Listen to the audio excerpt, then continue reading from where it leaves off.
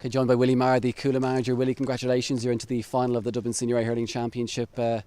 Your reaction to the result and the performance here this afternoon against Lucan Sarsfields? Yeah, no, I think the overall is we're delighted to get to the final.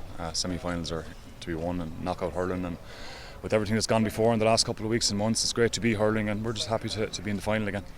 A tight game for large parts of it, certainly in the first half especially. You were trailed at half time, but that last quarter I guess was the key turning point in the game. You kind of took off in the last quarter and won the game somewhat comfortably in the end. Yeah, look, I think I don't know if it was comfortable now, but it was.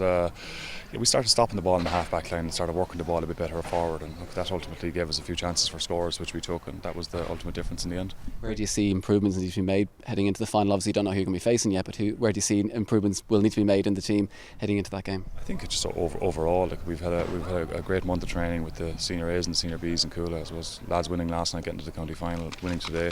So we've had a lot of work going in.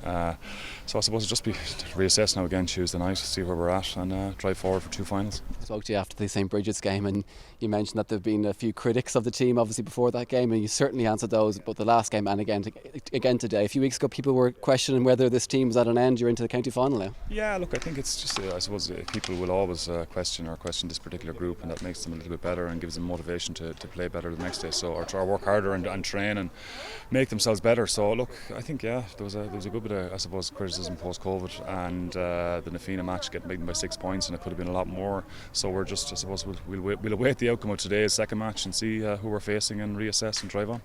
Bowden or Nafina, two very different teams await you in the final. Obviously you played Nafina only a few weeks ago. You know Bowden as well, so two teams that you'll know very well whoever you face heading into the final. Yeah, I think so. Look, the Dublin Championship has been ultimately dominated by 8 or 10 teams for the last couple of years. So I think everybody knows everybody, and I think it's just every day it's every game it's on its day, and I think that's the big piece again here. Even here today, we were down for long periods of that match, and anybody can beat anybody on the day. And look, we were overwhelming favourites coming in, and I think Lucan pushes to the butt of our collar.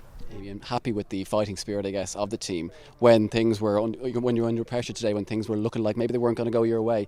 You managed to at least cling on with them for large parts of the game, and like I say, pull clear at the end. Yeah, look, that was the most pleasing aspect. It was the first time I suppose we're in knockout hurling since last year's championship. So we played very well against Bridges here the first day, and we played very well in the first half, and the game was over. So I think against Lucan the match was very much in the melting pot, and that was the most pleasing aspect when the finishing line was there. Our lads sprinted towards it.